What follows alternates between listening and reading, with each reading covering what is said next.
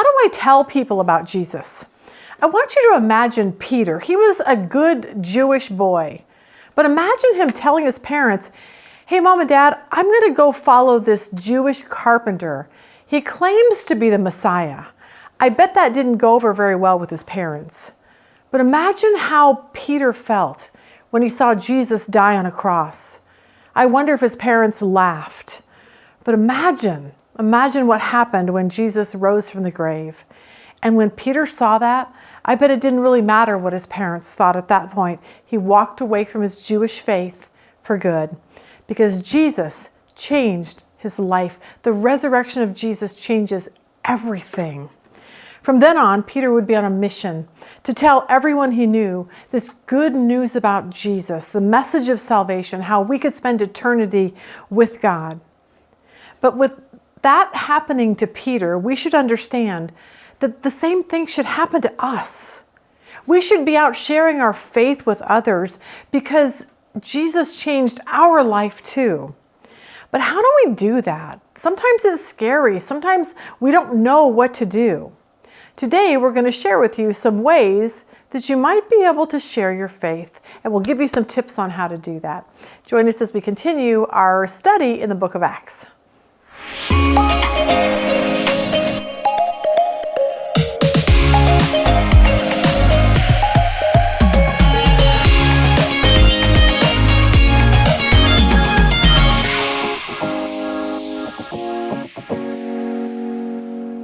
Think about what that would have looked like if Peter had sat down with his parents at dinner and said, hey, Mom and Dad, guess what?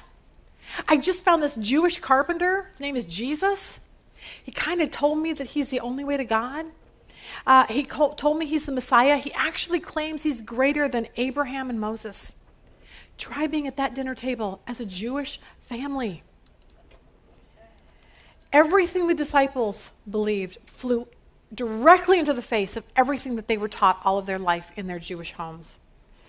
And then imagine the dinner table a little while later when Jesus was crucified on the cross. Imagine Peter coming home and his parents just going, yep, see, I told you so. And then a couple days later, Jesus rises from the dead. And now Peter's back at his home saying, see, I told you. And by the way, Mom and Dad, let me tell you some new stuff. You know that big, beautiful temple that you're sacrificing all those animals? You don't need to do that anymore. And hey, Dad, you know you're that priest at the temple? Jesus is the high priest. No need for that anymore. I want you to imagine that dinner table. I'm assuming it did not go well at all. And some of you really, really get that. And I want you to know that if that's you, you are in really good company. Because the disciples had to face this going into Jerusalem up against Romans and Jewish tradition. And it had to have been terrifying. But they did it because that's what Jesus says. I want you to know when you start witnessing, there will be pushback. But you can't take it personally. You can't say, oh, they don't like me. No, it has nothing to do with you. You represent Jesus. They don't like that. It's nothing to do with you. Dwight Moody said this. He was on a train once, and he happened to come across a young man who was bubbling over with excitement because he was on his way to Africa. Moody said, well, what are you doing? He says, I'm going to be a missionary. He said, I'm going to Africa to win all the heathen to Jesus. And Moody looked at him and said, well, let me ask you a question. How many people have you brought to Jesus here in the United States? And he said, oh, no one. I've never won anyone here. And Moody said, well, son, let me tell you something. You're not a missionary, you're a sightseer. He said, because missions do not end at home. Without question, they begin at home. And that's where Jesus says you need to start. Start at home. Now, for a lot of you, you're going to be like, I'm too shy. I don't know how to say the word Jesus. Okay? And I get that too, because believe it or not, I'm not that outgoing. It looks like it up here, but in real life, I'm pretty, not shy, but quiet, sort of. Okay. Here's my point. I told Sue, there's a girl that comes in the bathroom, we talk in the morning, Sue. Most of you know her. And she to me is very shy. Like, she's just shy. And she comes and she talks and she's just sweet and everything about her. So every day when we clean up and I walk out, there's Sue. talking to the Jehovah Witnesses out front. Because, of course, they're here every Wednesday. So I think they think when you leave here, you're going to go out there, and hopefully they can grab you and change your mind or whatever. So they're here every Wednesday. Every Wednesday, I see Sue talking to them. And I finally asked her a couple weeks ago, I said, are you planning on converting? Like, what's the deal here? And she goes, no. She goes, I take your notes from Bible study and I take them out there and I share them with them. And I'm like, okay, you are way bolder than I. Like, I walk by them and go, hey, how you doing? Like, I don't stop and engage, and I know I should, and I don't. But then she told me today in the bathroom, she used to study Jehovah Witnesses. They came to her house and she went through all the lessons. So for her, this makes sense to her. She understands them and the way they think. I don't. So this is her ministry. This is something she can do. See, we all have different places in this whole thing. So you got to find out what's comfortable to you. Now, this is what's comfortable to me. Standing in a grocery line, standing in a post office line. I always have a postcard for Bible study. I always have pens with me. All I do is chat up a conversation. Hey, it looks like you're having spaghetti for dinner. Yum, yum, love spaghetti. And then we start a conversation about spaghetti. And then they go, and I go, hey, by the way, do you go to church anywhere? That's all you have to ask. And you'll either get, oh yeah, I go to, and then they tell me, or no, I really don't. Now, either way, you can talk to them. And you can say, hey, we have this Bible study, or hey, I have this church, or hey, I would love to have you come to wherever. And see, those are things that we can do, because here's what JD says. He says, evangelism is this: doing normal life with gospel intentionality. See, so many people think, well, I have to become a missionary. No, you don't. You need to become a missionary at your gym and at your school and at your workplace. That's where you can be a missionary. We need people in the work field. That's just what we need to do here. And then as you go, you look for opportunities. Now, JD came up with some ways to do this, and then I added some. So here's a few ideas that will maybe help you get out of your comfort zone. Vistaprint. You can get 100 business cards for about $26. Now, my suggestion is you make your own card. Like, here's the deal. Books are available, one-ways are available, although apparently we're not real authors, so you might not want to give those out. Oh, you won't know that. People are watching this won't know that was from the earlier session. Okay, never mind. Forget I said that. We're real authors. We have one-way books, we have pens, we have Bible study postcards, we have everything you need here to be able to just keep them in your purse, hand them out to whoever you see, whatever. Vistaprint, if you don't want to do that, and you want to, say you want to have your own ministry, or you want people to contact you, maybe you just make a little postcard that says, or a little business card that says, want to know about God, ? Put your phone number and your name. Like, and then if there's this hot guy, I always say this, if you're like single and you're looking for the hot guy and you see him and you can go hand like, hey, you want to know about God? Give me a call, baby. You know, things like that. This works both ways. Anyway, you can do that. You can do whatever you want, and it's really cheap, and then you have something to give to people. It's really, really simple. Another way you can do this is if you work, you get to work early. And you sit out in your car, or maybe you're getting to the gym early, and you sit in your car and you pray and you say, God, I'm about ready to go to work. I'm about ready to go to the gym. I'm about ready to go to whatever you're going to. God, would you give me someone to talk to? God, would you just make someone so available to me because they need you and I need to know what to do? So would you please just bring somebody along and make me know it? The third thing you can do is start out your day thinking and praying about where God wants you to be. God, what do you want me to do today? How can I be of a greater effect to you? There was a woman, an 83-year-old grandmother who was in Kmart. And she was standing at the standout, and there was a little boy, he was 10 years old, and he had just bought a $5.98 watch. She started talking about his watch, and she said, hey, do you go to Sunday school? And he's like, no, we don't. She goes, you know what, we have a great kids choir. Do you think your mom would let me pick you up, she's 83, and take you to Sunday school? Can I call your mom? And he's like, absolutely. So she calls him, she ends up going and taking him to church. Then the sister says, I want to go with you too, so she goes. And then there's a choir event, and the mom wants to go see the choir event. And so now you have a whole entire family because one woman stepped out and said, hey, do you go to church anywhere? And so now she got them all plugged into the church, and she's back at Kmart, walking around, looking for other people that she can have a conversation with. Because that's what it is. It's just living normal, everyday life, but thinking about God in the background. Some of you might need to eat with your coworkers. Someone's new, then you say, hey, you want to go to lunch? I want to get to know you. Others of you might want to start a Bible study. The coolest thing, I told you this last week, a girl calls me, she says, I can't come to your Bible study anymore, but I've got a couple women, Thursdays, we're going to just have them come over to the house, and we're going to just show your lesson, and then we're going to talk about it. She said, I have 3 women. She emailed me a couple days ago and said, I have 18 women signed up now, and 5 I had to tell them there's no room. She goes, I don't have a room in my house. And I thought, oh my gosh, what if every one of you did that? It doesn't even have to be these lessons. You can find someone else who you like. But maybe you say, get a group of your friends, come to our house, let's have some coffee, tea, let's watch a video Bible study, and let's talk about it. Imagine how that can revitalize your neighborhood, your friends. The cutest thing, I got an email last night from a girl, 14 years old in Zimbabwe. Hi, she watches us. She said, I've been watching you for 3 weeks and it's changing my life. And I started thinking, what if she, at 14 years old, in a completely different country, could have her friends come over in her high school and start a Bible study and say, look, let's just watch these videos and let's learn and talk. And imagine what that would do to the high school and to these people going out into the world. See how this works?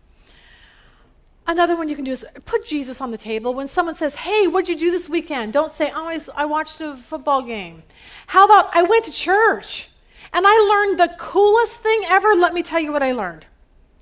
When we were in Las Vegas this last weekend, my daughter, we had all these clients that they were talking to, and she happened to be talking to this one client of ours.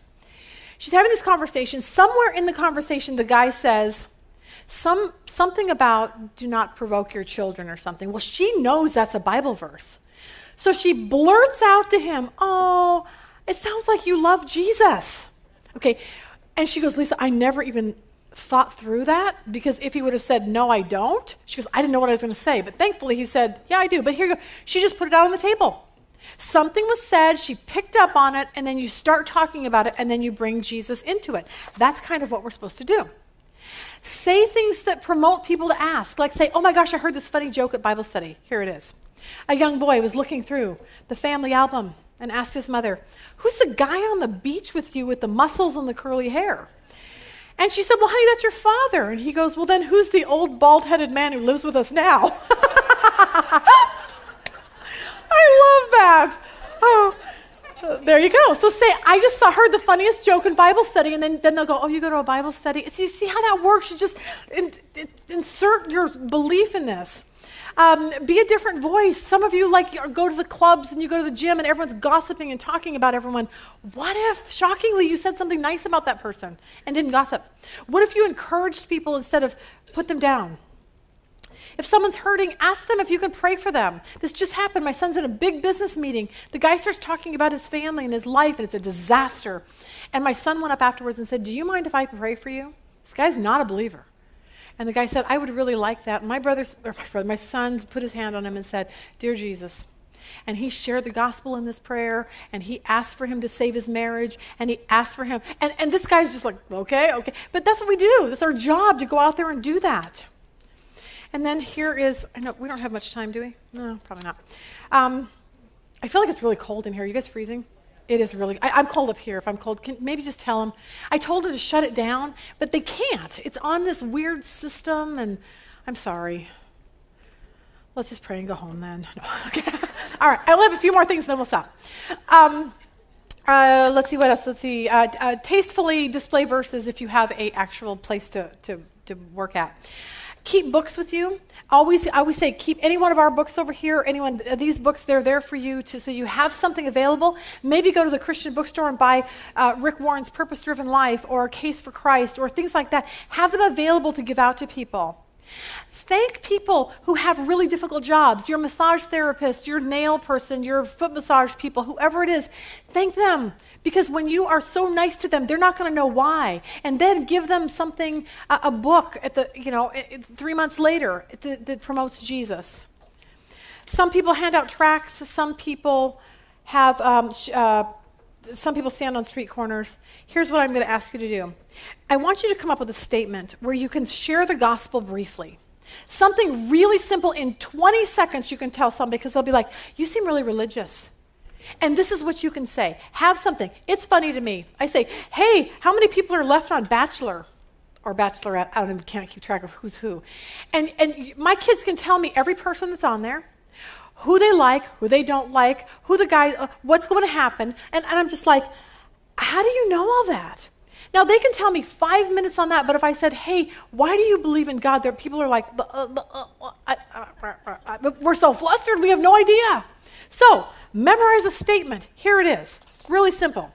Someone says, hey, do you believe in God? And you say, yeah. And they'll be like, why would you believe in God? That just seems stupid. Here's your little tiny little statement. I don't know. I assume someone had to create this world. It's kind of fish and lions, and it just kind of seems. And I'm assuming if it's God, I want to have a relationship with him. And the only way I know how to have a relationship is through the Bible, because that tells me beginning, middle, end. And so I've given my life to Jesus because the Bible tells me all about it, and he's forgiven my sins, and I get to go to heaven. Okay, that was 20 seconds. I put it in your thing so you can memorize it. I actually put it in there for you. So memorize something so that it's just real simple. And you don't need to argue with them. Just say, well, that's my story, and I'm sticking to it. There you go. Here's the good news. Peter, James, and John went out and told people about Jesus, and they told someone else, who told someone else, who told someone else, who told someone else. And you and I are recipients of that because someone did that. And that is what our job is, to get this to the next generation. Jesus goes on and says, go to Judea and Samaria, which is kind of like for us, go to California and Texas. You do not have to go to Israel or Africa or China in order to actually share the gospel. You can do it in other parts of the United States. There's 170 million people in the United States that do not know Jesus. I think we can do something and stay home and do it. I don't think we need to go across the sea. Then Jesus says, go to Samaria. This was very, very difficult for these people because Samaria was like the bad people. It would be like Jesus coming to you saying, hey, I want you to go and hang out with your lesbian friend or your drug addict neighbor or your cousin who's an alcoholic and a stripper. And you're like, oh, but Jesus, they don't believe like I do and they don't go to my church. And Jesus is like, so what? I love them. You need to love them. You need to go hang out with them and be friends with them. Okay? And show them, tell them about me. Jesus did not spend most of his time in a church. He had about 132 contacts with people. 6 were in a temple, 4 were in a synagogue, and 122 were out in the mainstream of life. That is our job, to take the gospel into the world. And I started thinking about this. Why don't we do it? Like, honestly, what is our problem? And I think for a lot of us, we just say, you know what, I don't think our lives have been that affected by Jesus. He hasn't really done that much for me. I don't really get it. It's just like, why would I share something that doesn't mean that much to me? I had a tragedy happen. He didn't answer my prayer, blah. That's our thought process. We somehow are not like this little Sunday school teacher. A little boy came home from Sunday school. His mother said, who was your teacher? And he said, I don't know her name, but I think she was Jesus's grandmother because all she did was talk about him. But see, we don't do that because I don't think we understand the magnitude of a risen Savior that you and I invite into our life that has taken our sins and nailed it to a cross, and I get to go to heaven for eternity.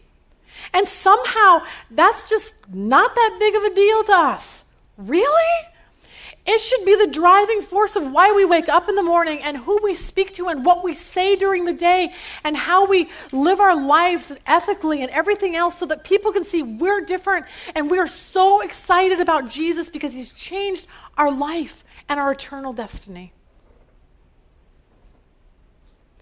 I think when we really grasp that, I think that will impact the people around us. So Jesus says, go into the world, go to home, go to your house, go to around the corner in the next state. And the reason for it is because you and I have been rescued. Look at the last verse, Colossians 1:13. For he rescued us from the domain of darkness, transferred us into the kingdom of his beloved Son. We were in the domain of darkness, and now we are free. Do you not think that is a better story that people need to know than just like, hey, what'd you watch on TV in The Bachelor last night? No! We have something so exciting. And it's that simple. Go into the world. This is what's simple. Living every single moment of your life, wherever you go, with gospel intentionality so that other people can come to know Jesus too.